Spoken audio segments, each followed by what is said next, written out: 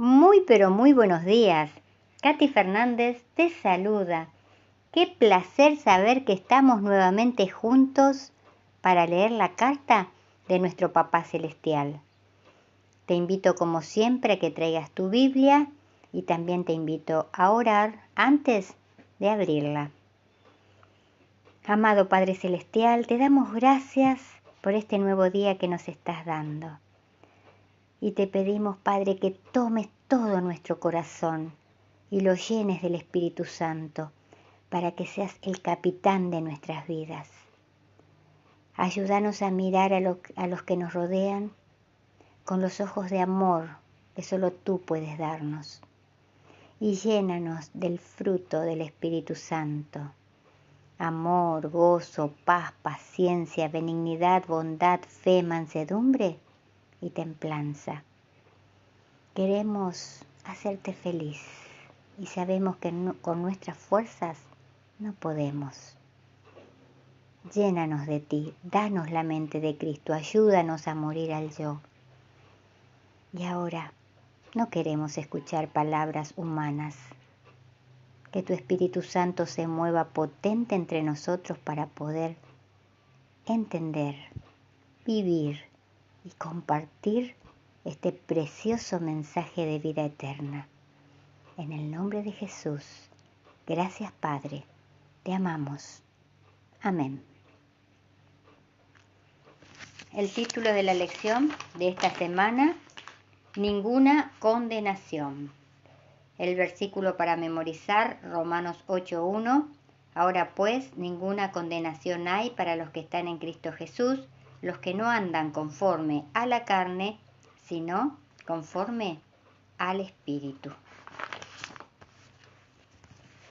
El martes, la lección lleva por título ¿La carne o el espíritu? Para el martes 28 de noviembre. Antes de leer, quiero aclararles una cosa. Cuando en la Biblia habla carne, antes no se le daba el mismo significado que le damos nosotros hoy. Cuando se hablaba de carne, la palabra está escrita en griego, lo que significa realmente es naturaleza caída. Cada vez que en la Biblia leemos carne, significa naturaleza caída. Y si cuando leemos ahora la lección, en vez de decir carne, decimos naturaleza caída, vamos a entender mejor lo que nuestro Dios vivo nos quiere decir. Dejando esto en claro, quiero que me acompañes, te invito a que me acompañes a leer Romanos 8, 5 y 6. Porque los que son de una naturaleza caída, piensan en las cosas de la naturaleza caída, pero los que son del Espíritu, en las cosas del Espíritu. Porque el ocuparse de la naturaleza caída es muerte, pero el ocuparse del Espíritu es vida y paz. Meditemos en estos versículos. ¿Qué mensaje básico extraemos de ellos y qué dicen sobre tu estilo de vida?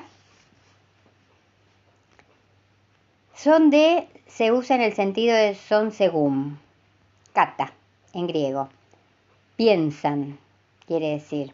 Aquí significa fijan u ocupan la mente en. Un grupo fija su mente en satisfacer los deseos naturales de la naturaleza caída. El otro fija su mente en las cosas del espíritu para seguir sus dictados. Debido a que la mente determina las acciones, los dos grupos viven y actúan de manera diferente. Ahora te invito a que juntos leamos Romanos capítulo 8, ahora el versículo del capítulo 8, el versículo 7 y 8.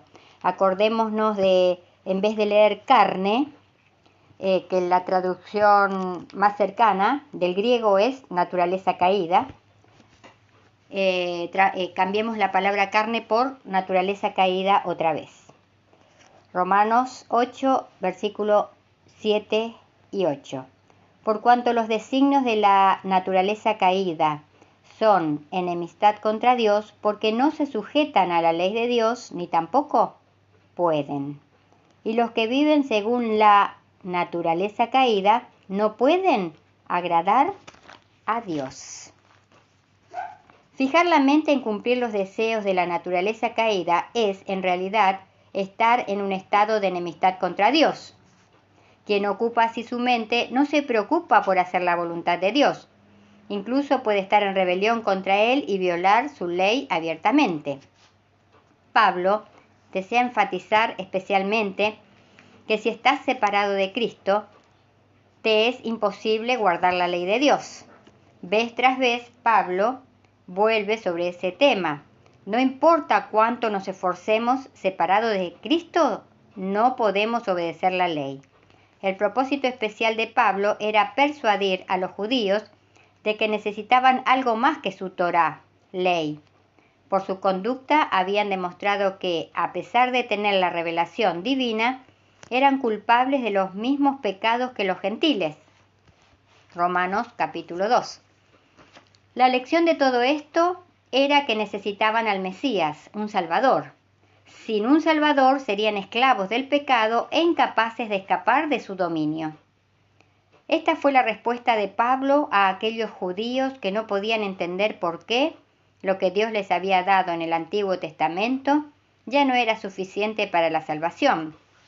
Pablo admitió que todo lo que habían estado haciendo era bueno, pero que también necesitaban aceptar al Mesías que había venido. Repasemos nuestras últimas 24 horas. Tus obras, mis obras, ¿fueron del Espíritu o de nuestra naturaleza caída? ¿Qué te dice tu respuesta sobre eso? Si fueron sobre nuestra naturaleza caída, ¿qué cambio debemos hacer y de qué modo podemos lograrlo? Ahora pasamos a la lectura del devocional que hoy lleva por título ¿Por qué lo seguimos? Lucas 24:21 dice: pero todos nosotros esperábamos que Él fuera el que habría de venir a redimir leo de vuelta, pero nosotros esperábamos que Él fuera el que había de redimir a Israel. Sin embargo, además de todo, hoy es ya el tercer día que esto ha acontecido. El tercer día había llegado, y mientras María y las otras mujeres se regocijaban en la gloriosa resurrección de Jesús, los discípulos caminaban encorvados, bajo el peso de la tristeza y del chasco.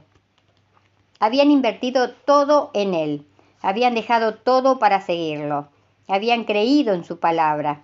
Aún después de verlo morir colgado en una cruz como un criminal, mantenían la esperanza de la resurrección. Pero ya habían pasado 3 días y no pasaba nada. Aunque las mujeres habían dicho que el sepulcro estaba vacío, ellos necesitaban más pruebas para creer. Nosotros esperábamos que Él fuera el que había de redimir a Israel, decían. En esos momentos de extrema confusión, apareció el Señor Jesús. Él nunca permitirá que sus sinceros hijos sean confundidos. ¿Estás viviendo una etapa de confusión en tu vida? ¿Confiaste en algo que de repente parece derrumbarse bajo tus pies? Al conocer la Biblia y estudiarla, ¿sientes un dolor extraño por haber pasado tanto tiempo en la oscuridad?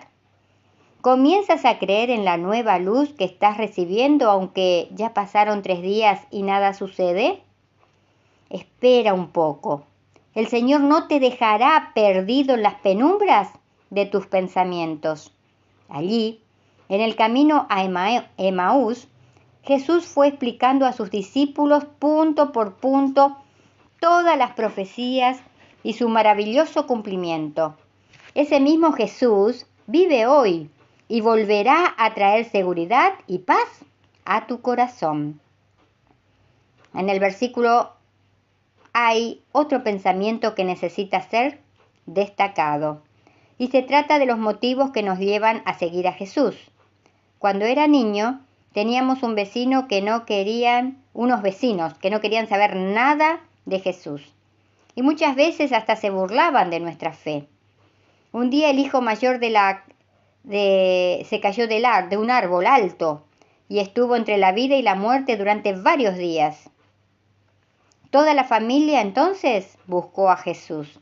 Le pidieron a la iglesia que oraran por la recuperación del hijo, y el hijo salió del peligro. Estaba condenado a una silla de ruedas por el resto de su vida, pero la familia creía que si Dios fuese poderoso para sacarlo del servicio de cuidado intensivo, también sería poderoso para sacarlo de las sillas de ruedas y que pronto podría volver a caminar. Por lo tanto, empezaron a frecuentar la iglesia. Pasaron los meses. Ya estaban pensando en bautizarse cuando el hijo repentinamente tuvo que regresar al hospital. Hubo complicaciones serias y finalmente el hijo murió. Ese fue el motivo para que toda la familia se rebelara contra Dios. Salieron todos de la iglesia y nunca más quisieron saber nada de Jesús. ¿Para qué?, decían, si ya pasaron 3 días y nada sucedió. Que en este nuevo día que tenemos por delante podamos pensar, ¿quién es Jesús para ti? ¿Quién es Jesús para mí? ¿Qué significa Jesús para nosotros? ¿Por qué decidimos seguirlo? ¿Qué esperamos recibir a cambio?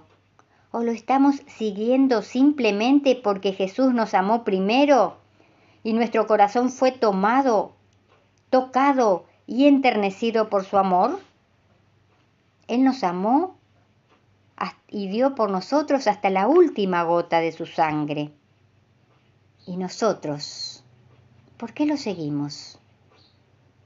Dios quiera que sea porque estamos enamorados, apasionados de Él y porque queremos compartir la vida eterna a su lado.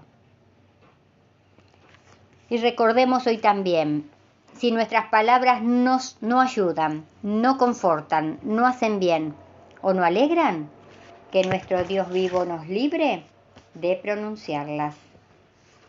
Que la gracia del Señor Jesucristo, el amor de Dios y la comunión del Espíritu Santo sean hoy contigo.